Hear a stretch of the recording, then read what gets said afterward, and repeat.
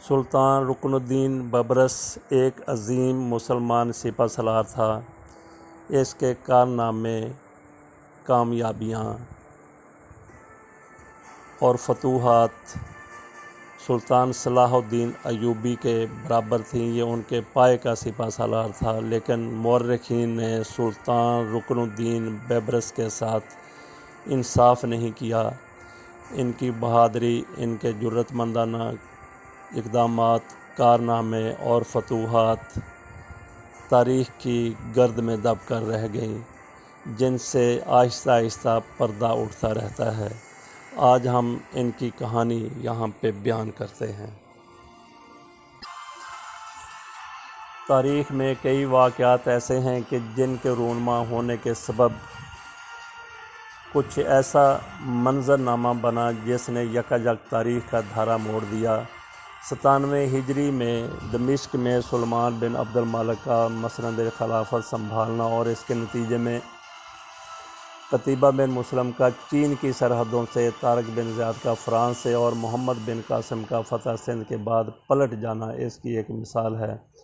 بعد میں اگرچہ ترک اور افغان فاتحین کے ذریعے ہندوستان میں تو اسلام پہنچ گیا، مگر چین اور فرانس کی سرحدوں سے واپسی کے بعد عالم اسلام کی سرحدیں 1400 سال کے بعد بھی کاشغر مشرقی ترکستان سے آگے نہ بڑھ سکیں اور نہ ہی یورپ عالم اسلام میں شامل ہو سکا۔ اس کے علاوہ 1402 عیسوی میں جنگ انقرہ میں امیر تیمور کے ہاتھوں عثمانی سلطان با یزید یلدرم کی افسوسناک شکست اور گرفتاری بھی ایک ایسا ہی واقعہ تھا جس نے یکایک تاریخ کا رخ موڑ دیا، اور اس کے نتیجے میں پورے یورپ کی تسخیر کی خواہش عثمانی ترکوں کا خواب بن کر رہ گئی۔ اسی طرح سے کہا جاتا ہے کہ اگر 1815 عیسوی میں واٹرلو کے میدان میں نپولین کو شکست نہ ہوتی تو شاید دنیا کو جنگ عظیم اول اور دوم کی تباہ کاری کا سامنا نہ کرنا پڑتا۔ ہمارا آج کا موضوع ایک ایسے ہی مارکہ آرائی کا تذکرہ ہے جو 25 رمضان المبارک 658 عیسوی بمطابق 658 ہجری بمطابق 1260 عیسوی کو مصر اور شام کے درمیان واقع عین الجالوت کے مقام پر پیش آئی، اور جس کے نتیجے میں عالم اسلام جو بظاہر تباہی کے دہانے پر پہنچ گیا تھا وہ مکمل بربادی سے بچ گیا۔ عامۃ الناس کو تو چھوڑیں، ہمارا تعلیم یافتہ طبقہ بھی مارکہ عین جالوت اور اس کے ہیرو سلطان رکن الدین ببرس کے بارے میں بہت کم واقفیت رکھتا ہے۔ حالانکہ اس مارکہ آرائی کے نتیجے میں نہ صرف عالم اسلام کو سیاسی طور پر نئی زندگی ملی، بلکہ حرمین شریفین کی حرمت کو لاحق شدید ترین خطرہ بھی ٹل گیا۔ مارکہ عین جالوت کی اہمیت کو سمجھنے کے لیے 13ویں صدی عیسوی کے سیاسی منظرنامے کو دیکھنا پڑے گا۔ یہ صدی عالم اسلام کے لیے نہایت پرشوب تھی، اور اس صدی میں جتنے مسلمان شہید ہوئے اتنے شاید نہ اس سے پہلے شہید ہوئے نہ اس کے بعد۔ آج تک کے دور جدید میں 21 صدی کا آغاز اگرچہ اب تک مسلمانوں کے لیے کچھ ایسے ہی صورتحال لیے ہوئے ہے۔ بہرحال 13ویں صدی عیسوی میں 1219 عیسوی میں منگولیا سے اٹھنے والا طوفان بلاخیز 1 کروڑ مسلمانوں کو بہا کر لے گیا۔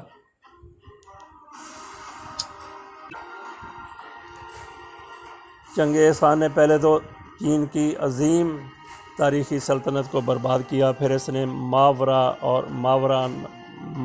ماورا النہر کے علاقوں کا رخ کرتے ہوئے سمرقند، بخارا، تاشقند، مرو اور نسا سے لے کر خراسان کے علاقے برات تک اور نیشا پور سے لے کر دریائے سندھ کے ساحلی علاقوں تک تباہی اور بربادی کی داستانیں رقم کیں۔ وسطی ایشیا اور چین کے بعد مشرقی یورپ اور روس کے علاقے چنگیز خان کا شکار بنے۔ 1227 عیسوی میں چنگیز خان کی وفات کے بعد اوکتائی خان اس کا جانشین بنا۔ 1246 میں اوکتائی خان کا بیٹا گیو خان تیسرا خاقان اعظم منتخب ہوا، اور 1251 عیسوی میں منگو خان جو تولی خان کا بیٹا تھا وہ چوتھا خاقان بنا۔ خاقان کی تبدیلیوں کے باوجود بھی منگول سلطنت کے حملے ارد گرد کے علاقوں میں جاری رہے، اور اب ان کا نشانہ مسلمانوں کے علاوہ دوسری قومیں بھی بننے لگیں، جن میں یورپی اور روسی قومیں بھی شامل تھیں۔ 1258 عیسوی میں ہلاکو خان نے منگو خان کے گورنر کی حیثیت سے بغداد پر حملہ کر کے خلافت عباسیہ کا خاتمہ کر دیا۔ بغداد کے ساتھ ساتھ موصل، حلب اور دمشق بھی ہلاکو خان کے ہاتھوں فتح ہو گئے۔ دمشق کے سوا وہاں کے حاکم نے ہلاکو خان سے معاہدہ کر لیا۔ عراق اور شام کے اکثر شہروں کو بغداد جیسی قتل و غارت گری کا نشانہ بنایا گیا۔ اسی طرح تاتاری یلغار وسطی ایشیا سے نکل کر ایران، افغانستان، چین، روس اور ہندوستان کے اکثر علاقوں، مشرقی یورپ، شام، فلسطین اور عراق کو نگل کر مصر کے دروازے تک پہنچ گئی۔ 1241 عیسوی میں منگولوں نے لاہور پر حملہ کرتے ہوئے اس شہر کو بھی تخت و تاراج کر دیا۔ 1237 میں باتو خان بلغاریہ پر قبضہ کر چکا تھا اور 1241 میں اس نے لنگٹس کے میدان میں جرمنوں کو شکست دے دوچار کیا۔ اسی سال منگولوں نے شاہ ہنگری کو بھی شکست دی۔ مختصر یہ کہ 13ویں صدی عیسوی کے وسط میں منگول وسطی ایشیا سے نکل کر چاروں طرف پھیل گئے تھے اور ہر طرف ان کی قتل و غارت گری اور فتوحات جاری تھی۔ منگول سلطنت 4 حصوں میں تقسیم ہو گئی تھی، مگر منگولیا کا خان اب بھی پوری سلطنت کا حکمران سمجھا جاتا تھا۔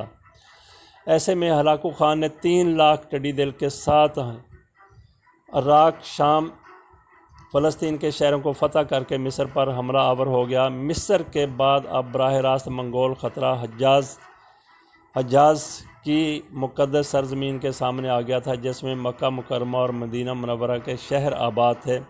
یعنی اگر ہلاکو خان مصر کو بھی فتح کر لیتا تو اس کے بعد حجاز کے مقدس مقامات کی راہ میں کوئی قابل ذکر حکومت نہیں تھی۔ 1260 عیسوی بمطابق 658 ہجری کے رمضان المبارک میں مصر اور شام کے سرحدی علاقے عین جالوت کے مقام کو ہلاکو خان کی 3 لاکھ فوج مصر کے مملوک سلطان کے 20,000 کے مختصر سے دستے کے سامنے کھڑی تھی۔ مصر کے مملوک سلطان 13ویں صدی عیسوی کے سیاسی منظرنامے کے بعد آئیں اب ذرا مملوک سلطان کا کچھ تعارف حاصل کرتے ہیں، جو نہ صرف بغداد کی خلافت ختم ہونے کے بعد قاہرہ کی عباسی خلافت کی شکل میں عالم اسلام کا مرکز قرار پائی، بلکہ 300 سال تک صلیبی حملہ آوروں کے سامنے بیت المقدس کا دفاع کرتی رہی۔ اسلامی تاریخ کی خاصیت ہے کہ مسلمانوں نے غلاموں کے ساتھ کبھی بھی وہ سلوک روا نہیں رکھا جو رومیوں کے زمانے سے لے کر پچھلی صدی تک مغربی ممالک میں کیا گیا۔ اسلامی معاشرے میں غلاموں کو برابری کا درجہ دینے کے نتیجے میں غلام دینی اور دنیاوی سطح پر ترقی کے بلند ترین مقام پر پہنچے۔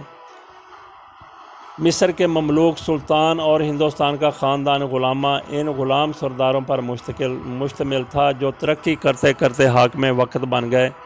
مصر میں بحری اور برمی مملوک حکمرانوں نے 300 سال تک حکومت کی۔ ان سلاطین میں جانشینی کے وقت سخت کشمکش ہوتی اور طاقتور غلام امیر سلطان بن جاتا، یعنی ان میں جانشین کے طور پر بیٹا حکومت نہیں حاصل کر پاتا تھا۔ سلطان رکن الدین ببرس 1223 عیسوی میں خوارزم شاہ کے ایک درباری کے گھر بیٹا پیدا ہوا اور اس کا نام محمود رکھا گیا۔ خوارزم شاہ کسی بات پر اس درباری سے خفا ہو گیا اور اسے قید کر لیا گیا۔ اس طرح یہ اعلیٰ خاندان گردش میں آ گیا اور اسی دوران خوارزم کی سلطنت چنگیزی حملوں کی زد میں آ کر تباہ ہو گئی اور تاتاریوں نے مسلمان بچوں اور جوانوں کو قید کر کے غلام بنا کر فروخت کرنا شروع کر دیا۔ محمود بھی انہی بچوں کی طرح غلام بن کر مختلف ہاتھوں فروخت ہوتا رہا اور آخر میں مصر کے بازار میں فروخت کے لیے لایا گیا۔ مصر میں مختلف ہاتھوں سے ہوتے ہوئے محمود فاطمہ نامی ایک نیک خصلت خاتون کی تحویل میں آ گیا۔ فاطمہ کا ایک بیٹا فوت ہو گیا تھا جس کا نام بیبرس تھا۔ محمود کی شکل اس لڑکے بیبرس سے ملتی تھی، چنانچہ فاطمہ نے محمود کا نام بدل کر بیبرس رکھ دیا اور اسے اپنا بیٹا بنا لیا۔ فاطمہ کا ایک بھائی مصر کے سلطان الملک صالح نجم الدین کے دربار سے منسلک تھا۔ اس کی ملاقات جب بیبرس سے ہوئی تو وہ اسے قاہرہ سلطان کے دربار میں لے گیا۔ سلطان الملک صالح نے کئی لاوارث لڑکے اپنی کفالت میں لیے ہوئے تھے۔ ان لڑکوں کی اچھی تعلیم و تربیت کی جاتی تھی، خوراک کا خیال رکھا جاتا تھا اور سخت جنگی تربیت کے مراحل سے گزارا جاتا تھا۔ اس طرح لڑکے سلطان کے وفادار بن جاتے اور سلطان کے ذاتی فوج میں شامل کر لیے جاتے۔ یہی طریقہ بعد میں ترکوں نے اختیار کیا اور عثمانی سلاطین کی مشہور زمانہ افسانوی شہرت کی حامل فوج ینیچری ایسے ہی غلام لڑکوں پر مشتمل تھی۔ محمود براہ راست سلطان مصر کے زیر نگرانی تربیت پا کر رکن الدین بابر کے نام سے مصر کی فوج میں شامل ہو گیا اور اپنی لیاقت اور مہارت کے سبب مصری فوج کا سالار شمار ہونے لگا۔ 25 رمضان 658 ہجری اس روز مصر، شام اور فلسطین کے سرحدی علاقوں پر مشتمل عین جالوت کا میدان ایک تاریخی حیثیت رکھتا ہے۔ اس میدان کو عین جالوت اس لیے کہتے ہیں کہ یہاں حضرت داؤد علیہ السلام نے جالوت نامی ایک ظالم اور جابر بادشاہ کو شکست دی تھی۔ اس معرکہ آرائی کو اللہ تعالیٰ نے سورہ بقرہ میں بیان کیا ہے، جس کا ترجمہ ہے، اور قتل کیا داؤد نے جالوت کو اور اللہ نے اسے سلطنت اور حکمت عطا فرمائی اور جو چاہا اسے سکھا دیا۔ عین جالوت کے معنی جالوت کا چشمہ کے ہیں اور اس علاقے میں اب 658 ہجری میں ہلاکو خان 3 لاکھ کے لشکر کے ساتھ مصر پر حملہ آور تھا۔ اس وقت مصر کا حاکم مملوک سلطان سیف الدین قطز تھا اور رکن الدین بیبرس اس کا سپہ سالار۔ سلطان قطز کی فوج کسی بھی طرح 3 لاکھ کے لشکر جرار کا مقابلہ کرنے کے قابل نہ تھی اور اب مصر کی شکست کا مطلب تھا کہ ہلاکو خان کی رسائی حجاز مقدس کے شہروں اور حرمین شریفین تک ہو جاتی اور پھر مراکش، شمالی افریقہ کے مسلم علاقے اور پھر اندلس۔ مگر اس موقع پر اللہ تعالیٰ نے عالم اسلام کو بچا لیا۔ ایک معجزہ رونما ہوا اور ہلاکو خان کو اپنی فوج کا ایک بڑا حصہ لے کر قراقرم واپس جانا پڑا۔ قراقرم کے چوتھے خاقان اعظم منگو خان کا انتقال ہو گیا اور دنیا بھر سے تاتاری شہزادے قراقرم کے مرکزی جرگے میں قرولتائی کہا جاتا ہے، اس میں شرکت کرنے کے لیے قراقرم روانہ ہو گئے۔ ہلاکو خان نے اپنے نائب قتبغہ خان کو 20,000 کا لشکر سونپ کر واپس قراقرم کی راہ اختیار کی۔ یہاں اس دھمکی آمیز خط کا ذکر بھی ضروری ہے جو تاتاریوں کی طرف سے قطز کو لکھا گیا۔ یہ خط ہلاکو خان کی طرف سے لکھا گیا تھا یا قتبغہ خان کی طرف سے، اس بارے میں تاریخ میں مختلف روایات ملتی ہیں۔ بہرحال تاتاری سفیر نے یہ خط سلطان قطز کو پیش کیا۔ یہ اس کا فرمان ہے، خط کا متن کچھ یوں ہے: یہ اس کا فرمان ہے جو ساری دنیا کا آقا ہے کہ اپنی پناہ گاہیں منہدم کر دو، اطاعت قبول کر لو۔ اگر تم نے یہ بات نہ مانی تو پھر تم کو جو کچھ پیش آئے گا وہ بلند و بالا اور جاودانی آسمان کے علاوہ کوئی نہیں جانتا۔ غالب امکان ہے کہ خط ہلاکو خان نے قراقرم روانگی سے قبل بھیجا تھا، جس میں صاف انداز میں اعلان جنگ کیا گیا تھا۔ بہرحال تاتاری سفیر نے رعونت آمیز انداز میں یہ خط سلطان مصر کے سامنے پھینک دیا۔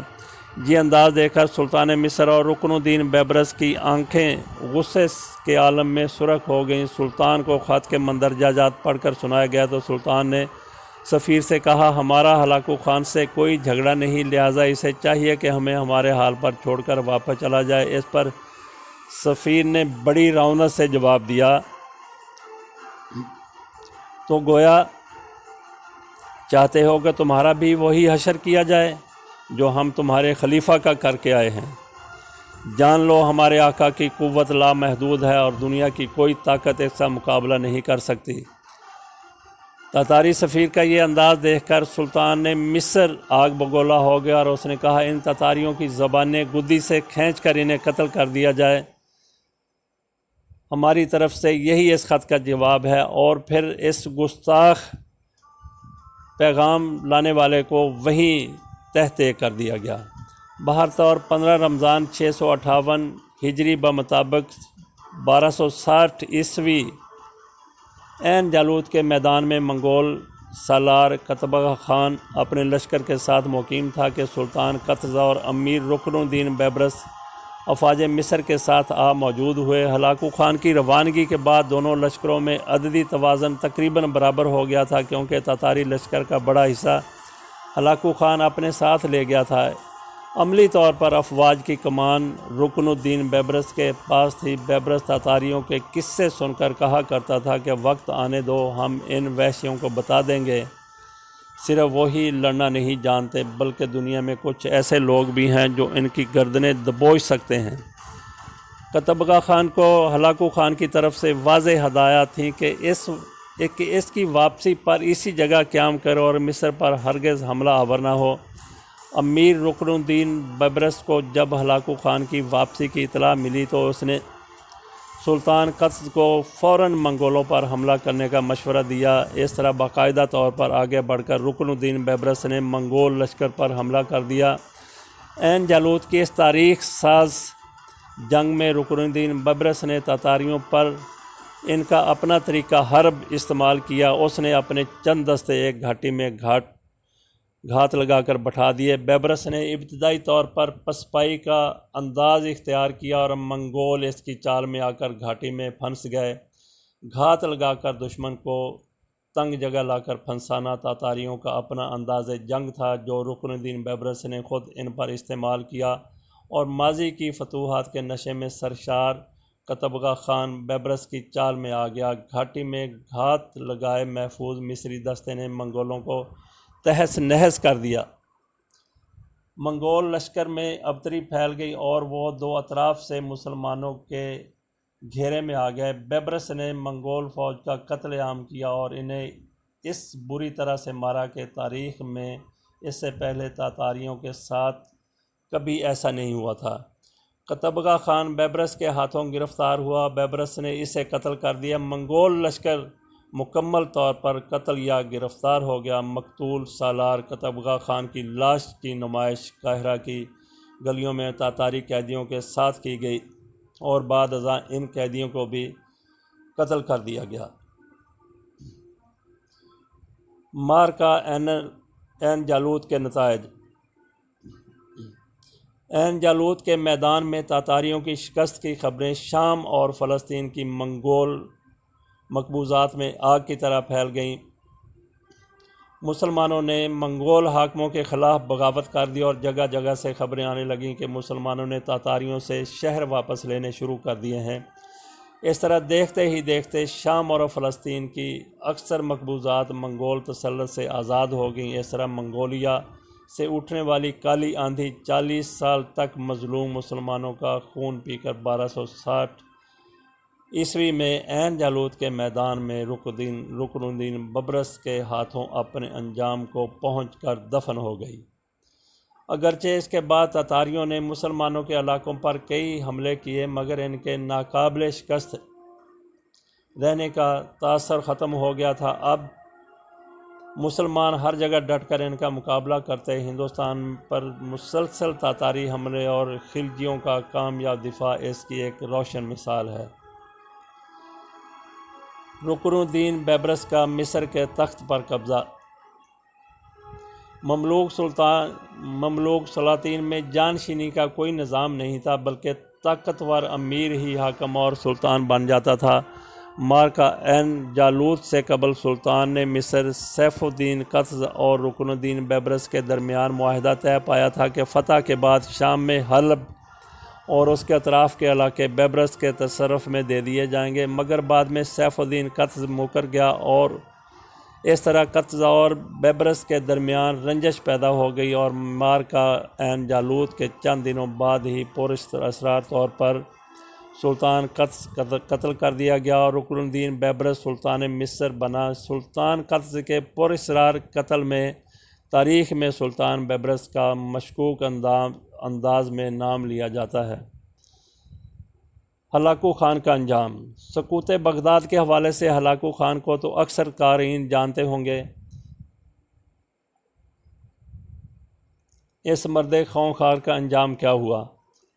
اس سے اکثر لوگ ناواقف بھی ہیں۔ بہرحال ایک افسانہ بھی اس حوالے سے بڑا مشہور ہے کہ کس طریقے سے ہلاکو خان ایک لیمو اچھال رہا تھا، وہ نیچے گرا، اس کو اٹھانے کے لیے وہ بھی تھوڑا نیچے ہوا تو گھوڑے نے دلکی لگا دی اور یہ ہلاکو خان پتھروں سے ٹکراتا ہوا مارا گیا تھا۔ بہرحال یہ روایت بھی ایک ہے کہ منگول کرولتائی فارغ ہو کر ہلاکو خان واپس لوٹ آیا۔ وہ سلطان بیبرس سے انتقام لینے کے لیے بے چین تھا۔ دوسری طرف قدرت کا قانون حرکت میں آ چکا تھا۔ اس دفعہ تاتاریوں کو ان کے اپنے ہی ہاتھوں سے شکست کھانا تھی۔ بخارا کی خانقاہ کے شیخ سیف الدین ایک صوفی بزرگ تھے اور ان کی کوششوں سے چنگیز خان کا ایک دوسرا پوتا جوجی خان کا بیٹا برکی خان مسلمان ہو گیا۔ قبل اس کے کہ ہلاکو خان سلطان بیبرس سے بدلہ لیتا اور حجاز مقدس کی طرف پیش قدمی کرتا، برکی خان کی سربراہی میں ایک منگول لشکر اس کے سامنے آ گیا۔ اس طرح چنگیز خان کے دو پوتے آمنے سامنے آ گئے اور برکی خان کے ہاتھوں ہلاکو خان کو شکست ہو گئی اور اس شکست کے صدمے کی تاب نہ لاتے ہوئے وہ اس جہان فانی سے چل بسا۔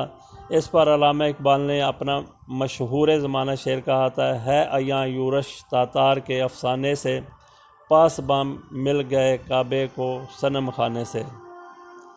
سلطان بیبرس اور نویں صلیبی جنگ۔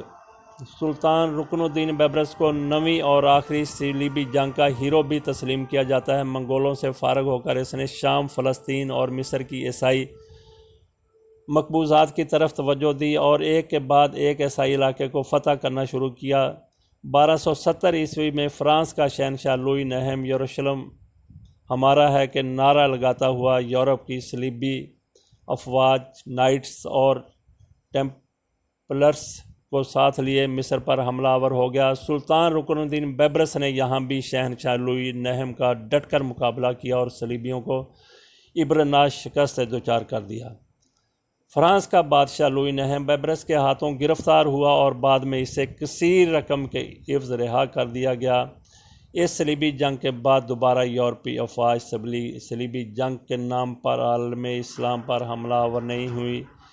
اس طرح اسے آخری صلیبی جنگ کہا جا سکتا ہے۔ ان جنگوں کو بیبرس نے ہمیشہ کے لیے عیسائیوں کو شکست دے کر دفن کر دیا تھا۔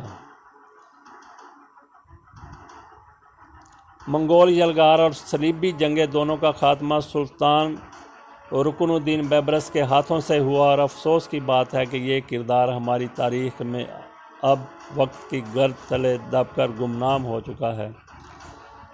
خلافت عباسیہ کا احیاء۔ سلطان رکن الدین بیبرس کا ایک اور انمول کارنامہ جو اکثر لوگوں کے علم میں نہیں ہے وہ خلافت عباسیہ کا احیاء ہے۔ سقوط بغداد کے بعد عالم اسلام خلافت جیسی مرکزیت سے محروم ہو چکا تھا۔ عالم اسلام پر سختہ طاری تھا کہ خلافت کے خاتمہ کے بعد اب اس کا احیاء کیسے اور کس کے ہاتھوں ہوگا۔ اللہ تعالیٰ نے اس مبارک کام کے لیے بھی سلطان رکن الدین بیبرس کا انتخاب کیا۔ 1262 عیسوی میں خلیفہ ظاہر کا ایک بیٹا ابو القاسم احمد منگول قید سے رہا ہو کر مصر آ گیا۔ سلطان بیبرس اسے قاہرہ لے آیا اور اس وقت کے مشہور عالم دین عزیز الدین عبدالسلام کے سامنے ابو القاسم کے ہاتھ پر بیعت خلافت کرتے ہوئے خلافت عباسیہ کا احیاء کیا۔ اس طرح عالم اسلام کو خلافت عباسیہ مصر کے یورپ میں مرکزیت حاصل ہو گئی۔ اگرچہ یہ خلافت برائے نام ہوتی تھی اور اقتدار مملوک سلطان کے پاس ہی ہوتا تھا، مگر پھر بھی خلیفہ کو عالم اسلام میں ایک احترام حاصل تھا۔ یہ خلافت عثمانی ترکوں کے ہاتھوں مصر کی فتح تک قائم رہی اور پھر بعد میں خلافت کا ادارہ عثمانی ترکوں کو منتقل ہو گیا۔ اس کے علاوہ سوڈان کے عیسائی بادشاہ ڈیوڈ کو بھی سلطان بیبرس نے شکست سے دوچار کیا اور قلعہ الموت کے باطنی حشیشین فدائیوں کے خلاف بھی سلطان بیبرس نے حملے کیے۔ عالم اسلام کا یہ عظیم سالار اور مجاہد اعظم 1277 عیسوی میں اس دار فانی سے کوچ کر گیا۔ حیرت اس بات پر ہے کہ ہمارے تاریخ دانوں نے سلطان بیبرس پر بہت کم لکھا ہے اور تاریخ کے طالب علم بہت کم اس بارے میں واقفیت رکھتے ہیں۔ منگول سیلاب سے حرمین شریفین کو حفاظت منگول سیلاب سے حرمین شریفین کی حفاظت، فرانس کے شہنشاہ سے بیت المقدس کا دفاع اور بغداد کی تباہی کے بعد خلافت اسلامیہ کا دوبارہ احیاء، سلطان رکن الدین بیبرس کے وہ سنہری کارنامے ہیں جو اسے ہمیشہ تاریخ میں زندہ رکھیں گے۔ اللہ حافظ۔